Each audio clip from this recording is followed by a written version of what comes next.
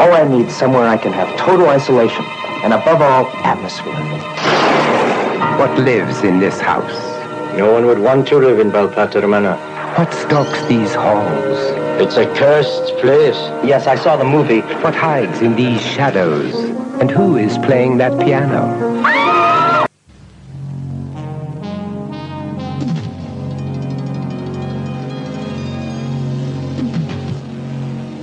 Hey everybody, it's the Cannon Cruisers. I'm JD. And I'm Randy. And today we're going to talk to you about a movie called The House of the Long Shadows. Starring Vincent Price, Christopher Lee, and Peter Cushing, and John Carradine. Yes, people were entering into movies with names that we start to recognize. Yes, and not only was this a all-star cast, it was a pretty old school movie at the same time. So why don't you let the audience know what this movie is about? You remember those old movies, Randy, where they had to spend the night in a haunted mansion for some concocted reason? This is one of those movies. Why, yes, I do. I've never had a better night of sleep in my life. Yep. Basically, an author made a bet that he could spend a night and write one scary novel. Not a scary novel, just write a novel in 24 hours. Yes, write a novel in 24 hours.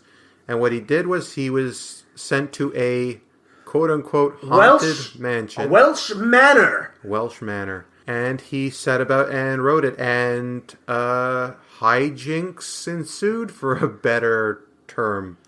Term. Before we get into that, I guess we should talk a bit more about other cast members. Right? So beyond the big four, which is the real selling point of this movie, yes. Other big names you might, big in air quotes here. Mm-hmm. You have Desi Arnaz Jr. as the lead character. Yes. Kenneth McGee. Mr. McGee. Author extraordinaire. Author extraordinaire, yes. And then a bunch of other people. You have Julie Peasgood playing Mary Norton. Mm-hmm. And that's really all you really know. You need to know. You have, if you want to, Christopher Lee plays Corrigan, the holder of affairs for the House of Baldpate. Yeah, we'll say that, sure. Peter Cushing is playing Sebastian Grisbane, the elder father. Mm-hmm. Peter Cushing is playing Sebastian Grisbane, son. Yes. You have John Carradine as Lord Elijah Brisbane. For some reason, I get John Cushing and Peter Cushing and John Carradine mixed up, as you can see. You also have Vincent Price playing Vincent Price as Lethal Grisbane. Oh, yes. And finally, one character I forgot, Sheila Keith as Victoria Grisbane, daughter. Yes. And before we go any further, here is a clip from the trailer. To the House of the Long Shadows, home of mystery, suspense, danger. And now the four masters of horror are moving in. Vincent Price. We came here this evening to unlock the final door to our destiny. Christopher Lee. It would seem, Mr. McGee, that we are imprisoned here. Peter Cushing. It is all I have ever known. Fear. John Carradine. Death is our only true destiny. And we're back. So, I suppose we should start with our impressions. Overall, I really enjoyed the movie. There was some little pacing issues. That's my buzzword, pacing issues. Especially near the beginning. But, yeah, no, he does give a very good first impression.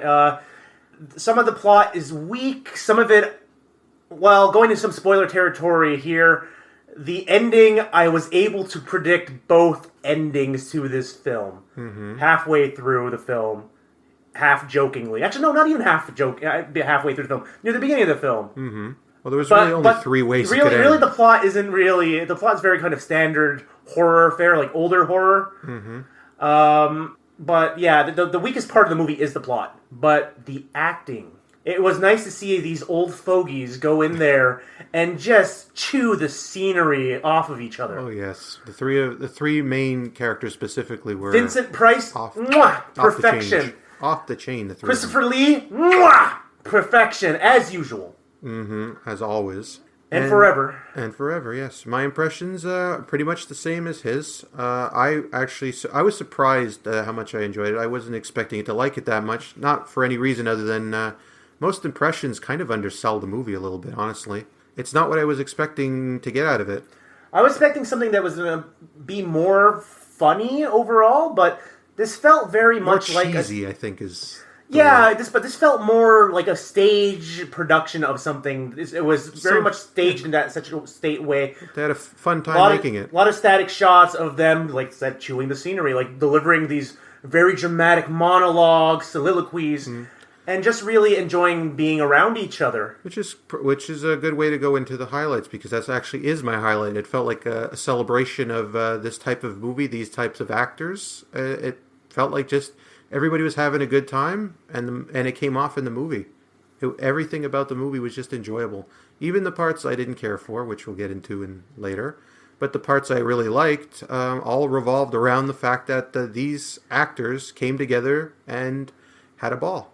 Yeah, it's like, and you can see it for all the weaknesses that the film does have. The actors had a ball. Yeah. Low lights of the film, it's like I said, the plot is a little bit by the numbers. The scares are very mild. Everything is like very mild, very, very low key. The atmosphere though was really good. That I like the atmosphere, but like overall, everything was just kind of very low key. But I guess that's what happened when you have like actors in the movie that were like what? It's like you would say like their 70s, some of them 80s, some of them. Yes. They were already pushing their careers to the limit at this point in time. It had the low key thrills of a Murder, She Wrote episode. That type of horror movie was not popular at the time.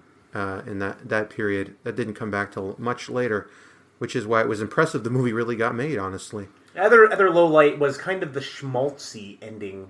I was almost expecting a Love American style sort of thing at the end with how they leaned hard into that schmaltz, which I'll get into. Like I guess I can talk a little bit about the endings now, right? I don't know. I liked the very end of the movie where it turned out that he learned a valuable quote unquote lesson through the whole thing. Because there was really only two ways the film could end. It was either going to be a twist that it was a joke, or it was going to be a real... Yes. So the plot of the movie, as we said, is like spend a night in this haunted house while attempting to write your book. Things go off the rails, and about, like I said, partially through the movie, I went, "Oh my god, this is all just a setup so that he wastes his time, not to be able to write the book, so he loses the bet." Yeah, that's why it's. And then a little later on, I went, "No, the ending of the book is going to be." The ending of the movie is going to be that he was writing the book. That he was writing. That it's going to cut to him, which literally is what happened. Cuts to him at the typewriter writing, and they lived happily ever after, or didn't they? To that effect. Yeah, there was only three ways the movie was going to end. It was either going to end one of those two ways, or it was going to end. He stopped the quote unquote killer and lived. That's it. Yeah, there's no other way to end it.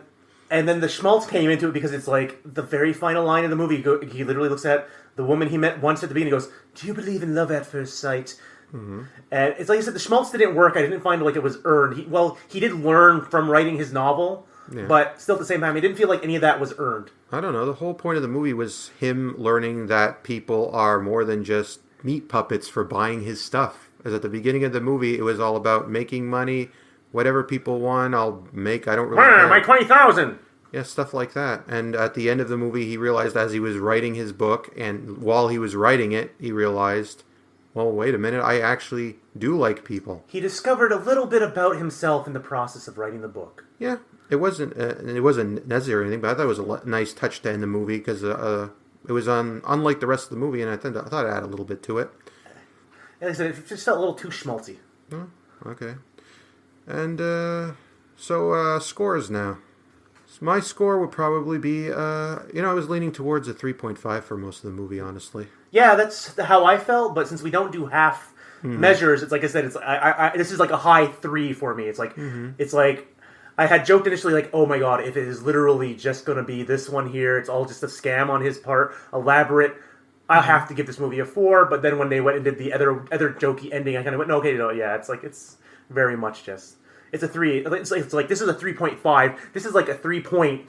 Like if you want to go even more, like 3.7 type of a movie. It's closer to 4 than it is to a 3. It's like, you know what I mean? Yeah. So this is a strongly recommended 3 out of 5. Yes, I would totally recommend this movie, and I wasn't actually expecting to, because as I said, the reputation the movie has, I don't think is actually earned. I think it's better than people let on, because It's a solid Sunday afternoon movie. That's not the impression I got from people who were talking about it, though. But that's neither here nor there. Anyway, I would give it the same thing. It's I'd be more forgiving. I might give it a little bit more higher score if like the laughs were a little bit more there. Mm-hmm. Like if some of the comedy that was being implied. I think that's what people didn't like about the movie was that this isn't as much of a comedy or of a horror film as you're expecting. Mm-hmm. But what it was, it's like a very solid 3 out of 5. It was an enjoyable movie. It's one of those movies you could turn on like an old Abbott and Costello. Yeah, if this was on Turner Classic Movies on a Sunday afternoon, it's raining outside with commercials. You're sitting there and you're Sunday afternoon. You're drinking a cup of tea, eating some popcorn.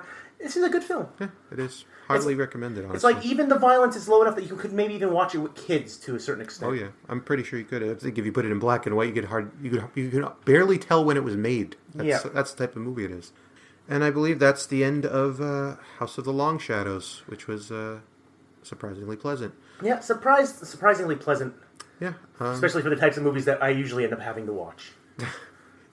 Yes, canon films are strange company. I'm beginning to learn the movies really aren't all in one specific genre or area.